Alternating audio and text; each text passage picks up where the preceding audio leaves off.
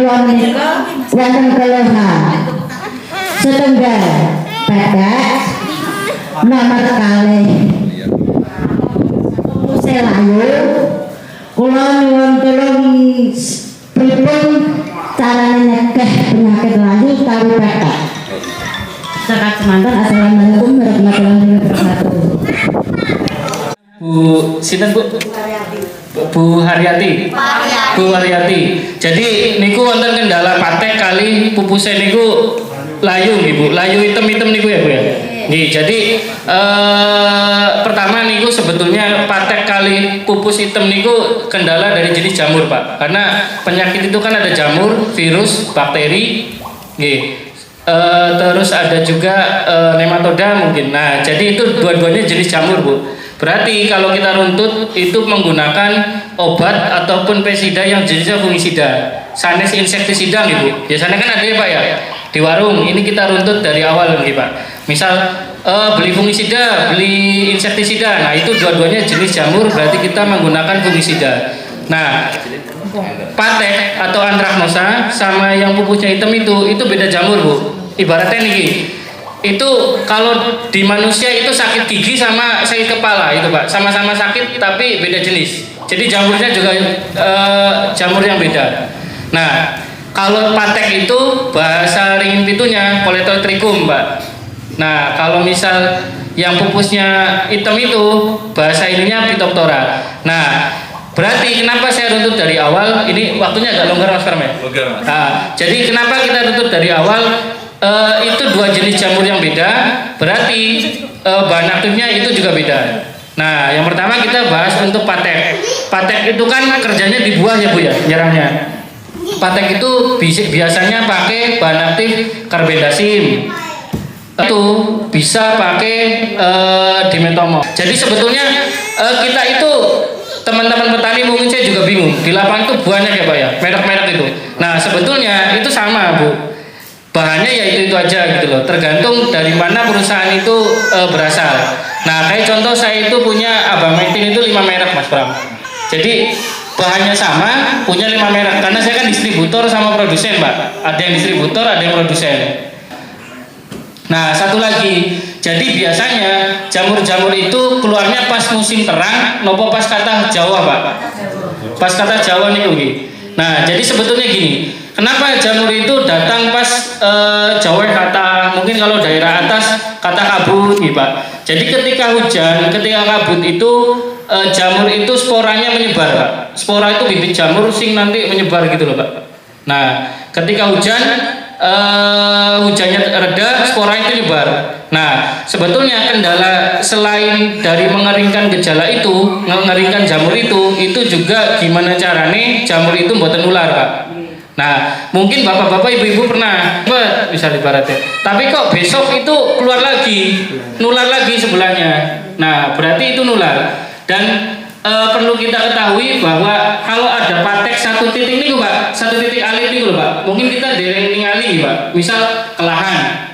Loh kok tiba-tiba pateknya iki kuku misal bundaran itu sebenarnya Bu, itu sudah 1 minggu sampai 2 minggu nempelnya itu Bu. Jadi buatan ujuk-ujuk tiba-tiba wingi nomor patek, besok pateknya kok bisa senti 2 senti gitu. Nah sebenarnya patek itu juga ada proses nempel, proses keluar gejala, proses ini nah seperti itu. Nah tadi kendala singgaman ular itu kita biasanya pakai namanya sakopi. Sakopi itu trichodema, bahan aktifnya dia bisa dilarutkan dalam air. Nah, Mas sakopi itu kerjanya untuk apa? Sakopi itu nggak bisa mengeringkan. Jadi misal jenengan Bu Waryati misal punya tanamannya patek sama busuk batang, semprot sakopi, komplain misal sama aku, sama Pak Kis, Mas pateknya ini udah garing Mas, busuknya ini udah garing sampai ini iku obatnya nggak manjur. Betul Bu, obatnya itu nggak manjur buat garingkan, tapi manjur buat mencegah penularan. Nah modelnya gitu. Jadi memang kita itu di pertanian semua belajar terus gitu. Saya juga belajar apa. Oh misal patek disemprot ini garing tapi nular. Oh berarti gimana caranya patek itu biar nggak nular. Nah gitu. Jadi Biasanya kita mix bahan aktif kimia sama sakopi. Kimia itu untuk mengeringkan. Contoh misal yang paling campur sakopi biar dia nggak gampang menular. Modelnya gitu. Sakopi itu. Mas, sakopi itu bahan aktifnya apa? Sakopi itu trichoderma. Jadi trichoderma itu jamur makan jamur, Pak. Nah, gitu trichoderma mereknya. Gitu. Mungkin ada pertanyaan lagi, Bu Waryanti. Nah, layu ya Bu ya. Layu itu memang ini. Layu itu kalau kita lihat secara kasat mata datangnya ujuk-ujuk, Pak. Moro-moro, wah udah layu misal. Nah, sebetulnya layu itu kenanya dari awal. Jadi contoh gini. Layu itu kan namanya fusarium. Nah, ini beda lagi, Bu. Jadi tadi patek itu Anthracnosa atau Coledotrichum, terus ireng itu Phytophthora, layu itu fusarium. Kok angel-angel, Mas? Iya, angel-angel. Pokoknya layu lah gitu. Nah, layu itu beda jamur intinya. Jadi layu itu kenanya nempelnya itu dari mulai jenengan pembibitan pel awal nempel di tanah. Nah, ibaratnya ngeten. Misal pindah tanah misal atau bibitnya masuk ke tanah. Di tanah itu saat ini ya Bu ya. Kalau tanahnya nggak disterilisasi, itu pasti ada jamur fusariumnya. Karena fusarium itu lebih kuat daripada jamur-jamur lain. Nah, jamur jahat itu lebih kuat dari jamur lain, Bu. Intinya gitu. Nah, pil awal jenengan masuk pembibitan, akarnya itu sudah diserang fusarium jamur. Nah, cuman kenanya itu ketika sudah mulai petik pertama baru layu. Petik ketiga merah pertama misal, generatif lah Pak, intinya layu. Nah, jadi akarnya itu nunggu pembusukan itu prosesnya sampai dengan petik pertama, petik kedua, petik ketiga. Nah, kok bisa Mas? Kok layune itu munculnya buri-buri? Nah, soalnya nek munculnya di depan, jenengan mesti tanjani ya Bu ya. Nah, ibaratnya tanya Pak Kis, Pak, iki rego lombok piro? Sakmene, wah, ketoke iki plesir iki, ringin pitu iki. Dilala pas petik nuwun sewu layu ya Bu ya. Enggak jadi plesir gitu loh. Nah, pengendaliannya piye Mas? Pengendaliannya itu dikocor sakopi atau trichoderma itu dari awal. Nah, Mas, aku tak kocor sakopi, tapi kok masih layu. Nah, pertanyaannya, ngocornya itu ketika umur pinten? Nah, ketika sudah layu. Nah, biasanya gini, kalau ada slide-nya ini ada fotonya. Jadi, misal ini akar ya Bu ya. Gejala layu pertama itu ketika pagi seger, siang ngelentrek ya Bu ya.